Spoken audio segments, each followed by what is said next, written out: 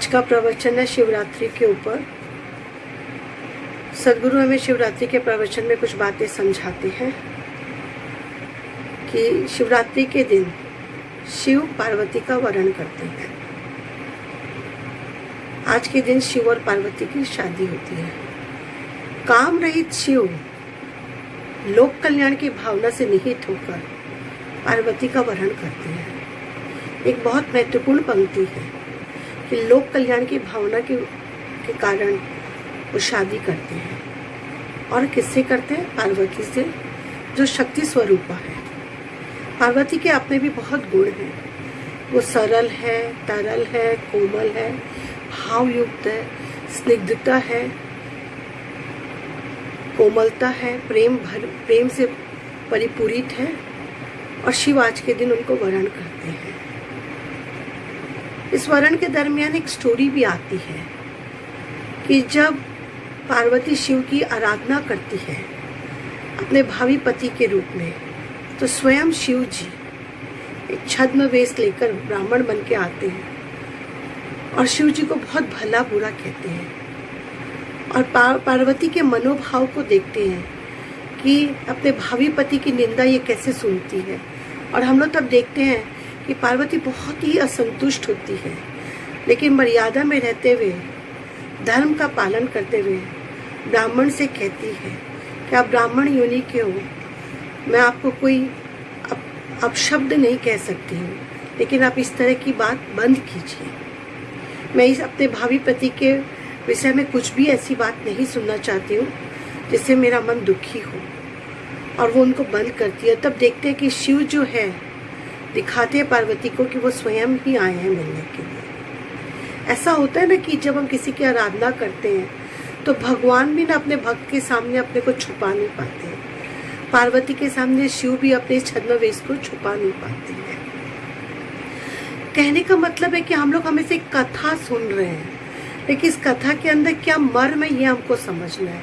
इसमें क्या बताना चाहते हैं कि पार्वती को वरण करने के पहले शिव जी ने भी पार्वती की एक बार परीक्षा ली थी कि क्या शिव के साथ वो शक्ति स्वरूपा सही है क्या। हम लोग देखते हैं ना, प्रकृति में भी कोई अच्छी चीज़ हम लोगों को मिलती है। जैसे मान लीजिए कोयल गीत गाती है तो हम लोगों को बहुत मीठा लगता है, ऐसा लगता है बहुत ही मीठा गीत गाई है। लेकिन उस मीठे गीत को गाने के लिए उसे भी चुभन लेनी पड़ती है, तब वो मीठा गीत गाती है। पार्वती भी अगर शिव को वरण करती है तो बहुत लंबी साधना करती है, बहुत तप करती है, बहुत आराधना करती है, बहुत प्रार्थना करती है और चाहती है कि वरण करूँ तो शिव को ही वरण करूँ।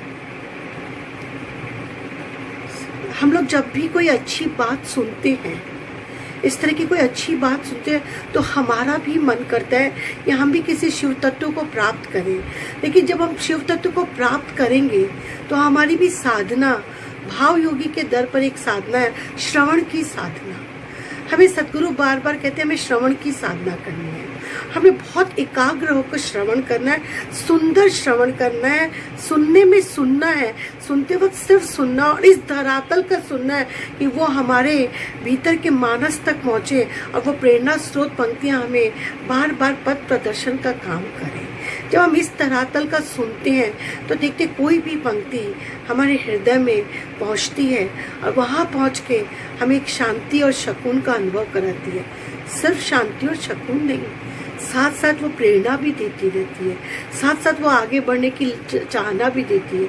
और तब हम देखते हैं सुकून, शांति और प्रेरणा के अंदर हमारे अंदर एक जुनून भी आता है और एक रस भी खुलता है कि हम सब, अगर हम भगवान के अंशी और वंशी हैं, अगर हम में भी सब कुछ है, हर दिन हम लोग सुनते हैं तो शुद्ध है, तो बुद्ध है, तो निरंजन है, तो निर्विकार है, तो महान है, तो उसकी संतान है। जब ऐसी भावना हमारे अंदर आज सुनने को मिलती है तो क्यों ना हम अपने उस रूप को पहचाने, क्यों नहीं हम अपने अपने शिवत्व रूप को जाने, क्यों नहीं हम उस शक्ति को समझे जिस शक्ति के लिए, जो शक्ति हमारे अंदर सुप्तावस्था में। तो सदगुरु शरण में जितना अच्छा हम श्रवण करते हैं, हमारा पार्वती तत्व बढ़ता है। हमारा पार्वती तत्व बढ़ने से हमारी साधना होती है और साधना होते ही हम शिव को वरण करने लायक होते हैं। हमें ये बात बहुत अच्छे से समझनी देती है कि शिव को वरण के पहले हमारी आंतरिक अवस्था क्या होती है। देखिए, हम लोग जीवन में भार लेके चलते हैं, हम जीव भाव में चलते हैं। हमारा एक मन होता है जो हर वक्त बोझा लिए चलता है। सदगुरु बार बार समझाते हैं ना, बोझा बेझा कष्टदायक है, लेकिन हम लोग मन से बहुत भार युक्त होते हैं। मानते हैं हमको कर्म भी करना है, लेकिन कर्तापन के साथ नहीं करना है, निमित्त के भाव में करना है, शरणागति के भाव में करना है। कर्म करते हुए प्रार्थना रखनी है कि मेरे साथ इस वायुमंडल की अनंत शुभ शक्तियाँ मेरे साथ जुड़ी हुई है, जो मुझे कर्म में सफलता प्रदान करेगी। और तब जब हम कोई कर्म करते हैं तो वो भार युक्त नहीं होती। तो हम जब भार युक्त नहीं रहेंगे तो मतलब ही हम भार मुक्त रहेंगे। और जब हम भार मुक्त होते हैं तो हमारी आंतरिक अवस्था में प्रसन्नता आता है, आह्लादनी शक्ति जगती है।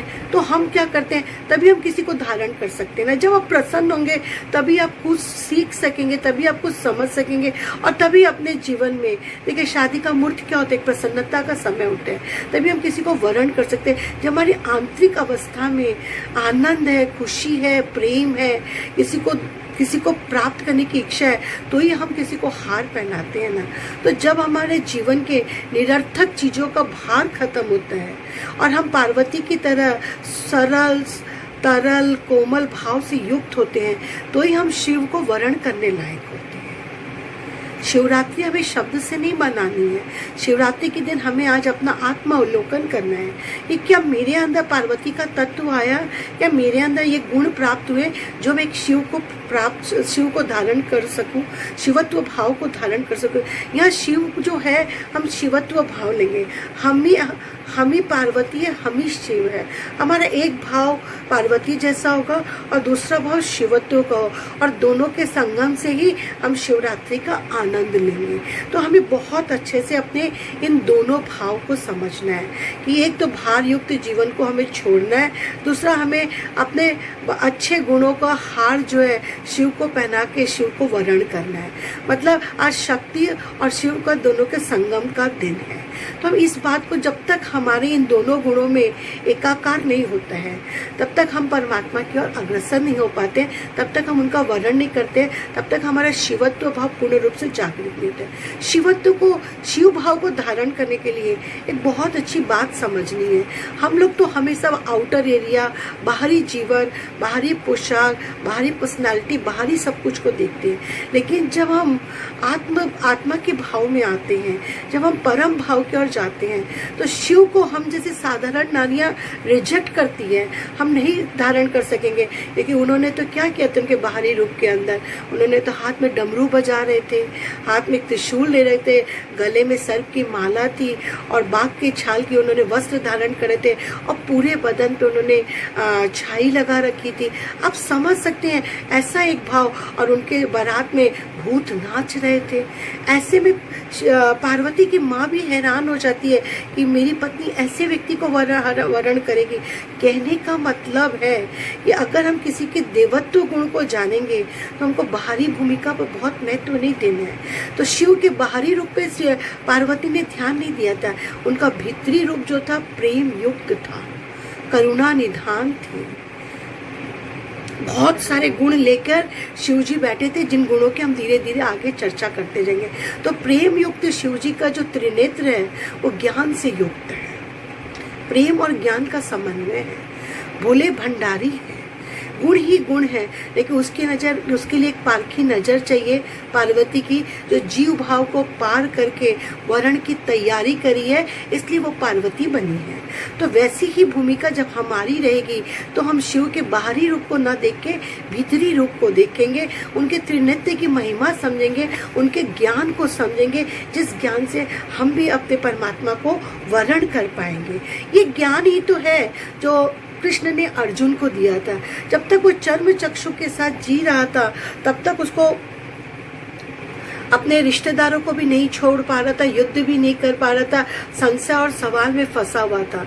लेकिन जैसे ही भगवान की, कृष्ण की कृपा होती है और उसको ज्ञान चक्षु देते हैं, वो अपने कर्तव्य को समझ पाता है, अपने मोह से मुक्ति लेते हैं और धर्म कर्म के लिए खड़ा हो जाता है, युद्ध की तैयारी करता है। तो जब तक त्रिनेत्र, हमारा ज्ञान का नेत्र नहीं खुलता है, तब तक हम क्या होता है, चापलूसी का ही जीवन जीते हैं।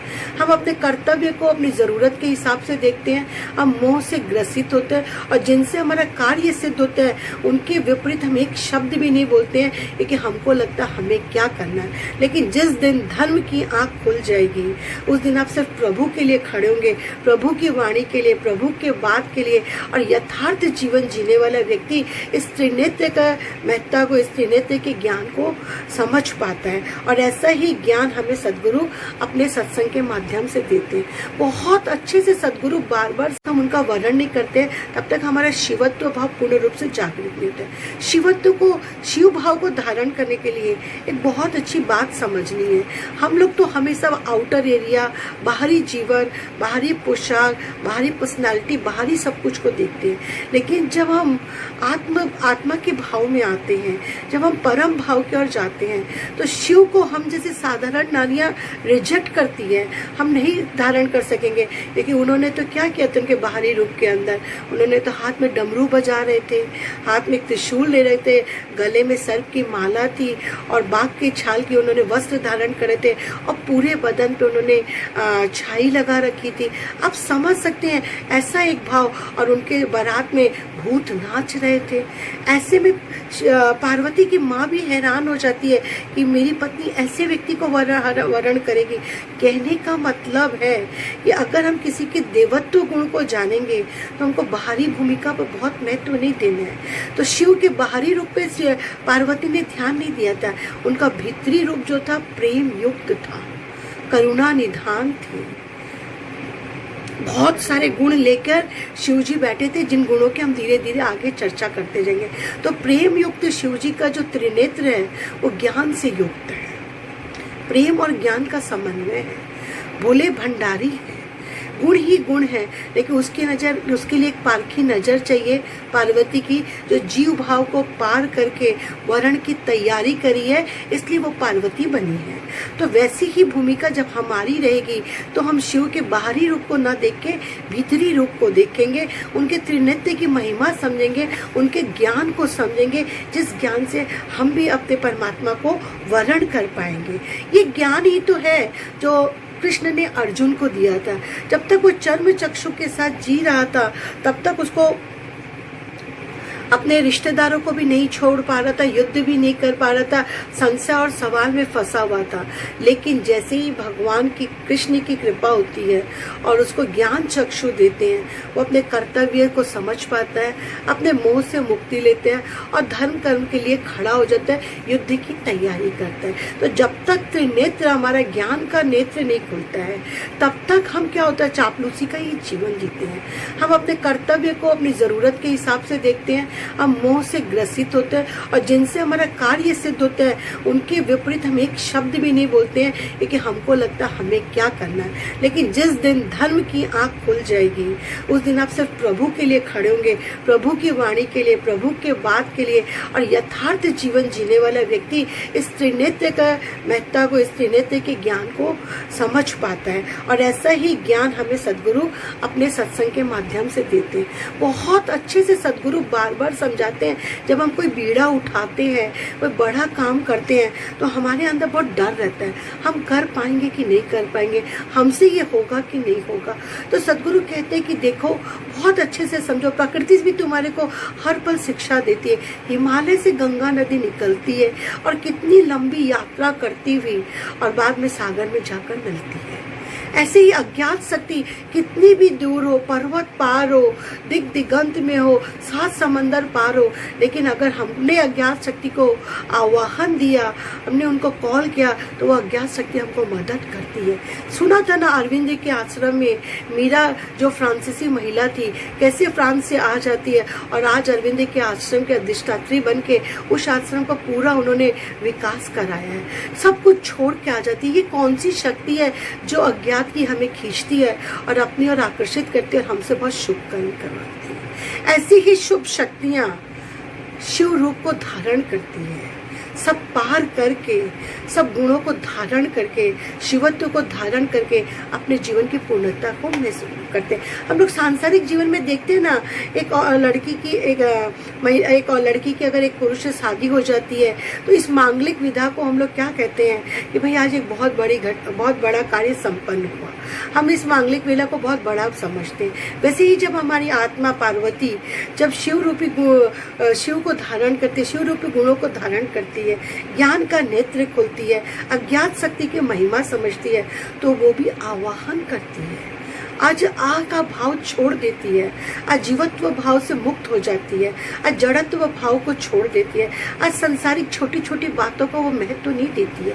देखिए, जब हम बड़े कार्य में लग जाते हैं, हम छोटी छोटी बातों को महत्व नहीं देते। जब हम छोटी बातों को महत्व नहीं देते तो हमारी क्षमा का भाव बढ़ जाता है, हमारी दृष्टि में व्यापकता आ जाता है, हमें लगता है हम बड़े उद्देश्य और बड़े काम के लिए आए हैं। ये बड़ा काम क्या है, यही तो हमें वाह वाह की ओर ले जाता है। तो किसका आह्वान किए? हमने शिव का आवाहन किया, शक्ति का आवाहन किया, अज्ञात शक्ति का आवाहन किया, और इस आह्वान ने हमें वाह की ओर लेके गए।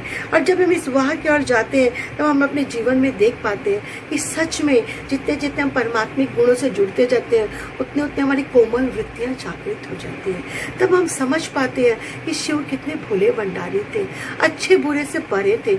जो उनकी आराधना करते थे उन्हीं को वो फलीभूत करते थे। जिस पर वो कृपा करते थे वही उनके जीवन में बाद में बाधक बनते थे। राक्षसों को वो उद्धार करते थे, राक्षसों पे कृपा करते थे, देखते राक्षस से उनका वध करने आते।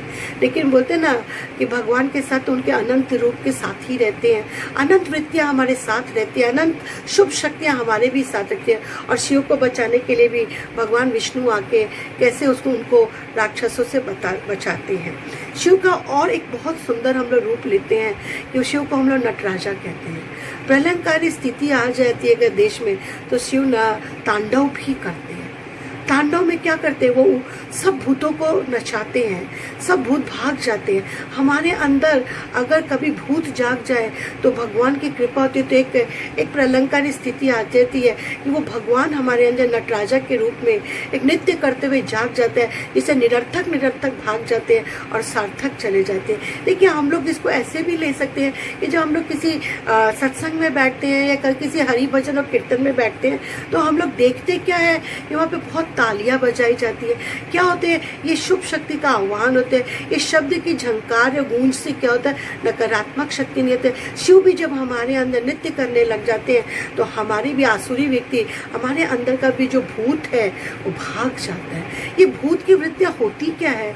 जो कि हमें दिखती नहीं है लेकिन हमें डराती रहती है, हमें बार बार अतीत और भविष्य में ले जाकर हमें डर देती रहती है और हम भयगत हो नहीं पाते हैं। अगर हम भयगत नहीं हो पाते हैं तो हम भक्ति के मार्ग पे चल नहीं पाते।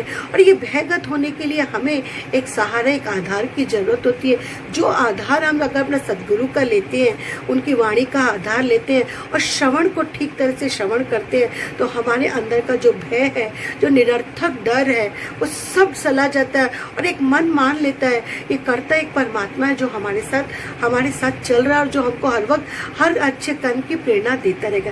कहते हैं ना, कायनात में जैसी चीज़ों को हम खींचते हैं वैसे ही शुभ शक्तियाँ हमको मदद करती हैं। तो हमें वैसा ही भाव रखना है कि जब हम शुभ शक्ति को खींचेंगे तो हमारी आसुरी वृत्ति भी, हमारे अंदर का जो भूत है, हमारे अंदर के जो निरर्थक चीज़ें हैं, निरर्थक लोभ, कामना, वासना, ये सब धीरे धीरे भूत के शिव के डर से, शिव की कृपा से सब हमसे दूर दूर चली जाती है। और तब हम अपने जीवन में देखते हैं कि सही में हमारा जीवन कितना सहज सरल सुंदर हो गया। शिव की कल्याणकारी भावना ने हमारे जीवन में कितना बड़ा कल्याण किया। ये हमारे अंदर जो भूत हमको डराते थे, हमें हमेशा परेशान करते थे, वो हमसे कोसों दूर चल जाते हैं। तो आज का दिन शिव के पास बैठने का दिन है। हम शरीर से बैठ जाते हैं, हम पुरानी परंपराओं के हिसाब से चलते हैं, हम उनके पास बैठ के उपवास कर लेते हैं, फलियार खा लेते हैं, लेकिन हमें मन से उनके पास बैठना है। जब हम मन से उनके पास बैठेंगे तभी हम समझ सकेंगे कि वो कितने बड़े संहार करते हैं, या हमारे दुष्ट संग को हमसे दूर कर देते हैं, हमारी दुष्ट वृत्तियाँ, हमारी निरर्थक वृत्तियों से हमको मुक्त कर देते हैं। और धीरे धीरे एक बहुत अच्छी घटना होती है। इस संग का रंग तो चढ़ता ही है, और हम सब जीवात्माओं पर भी संग का रंग ऐसा चढ़ता है। प्रकृति में जैसे हम देखते हैं कि एक भौरा होता है, किसी कीट को पकड़ के भू भू भू भू करता रहता है, तो देखते हैं कि भौरा कीट को भौरा ही बना देता है। ठीक इसी तरह सद्गुरु भी हमारे जीवन में अच्छी अच्छी वाणियों का गूंज भर के हमें पार्वती बना के, हमारे गुणों को विकसित करके, हमें शिव को धारण करने की पद्धति देकर, हमारे निरर्थक भूत को भगा के, अतीत भविष्य का डर खत्म होके शिव को वरण करके एक ज्ञान का नेत्र देते हैं। और जब इस ज्ञान के नेत्र में हम अपने अंदर ही अपनी आत्मा को, अपने परमात्मा का संगम पाते हैं, तो ये संगम हमें अपने अंदर की शिवरात्रि मनाने का मौका देता है। और सच में तब समझ में आता है कि सच में ये बसंत का महीना है, और इस कृष्ण पक्ष में हमारी आत्मा पर कितनी बड़ी कृपा हुई कि निरर्थक विचारों का अंत हुआ, संत का आगमन हुआ, और हम इस पर्व को अपने अंतःकरण में मनाकर आनंदित होते हैं कि हम ही शिव, हम ही पार्वती, और हमारा ही संगम पूर्ण कल्याण का संगम है, जो हमें परमात्मा की ओर निरंतर अग्रसर करता है। इस भाव को जब हम अपने अंदर जीते हैं तो हम सही मायने में एक सही धार्मिक व्यक्ति भीतर से बनते हैं। आज ये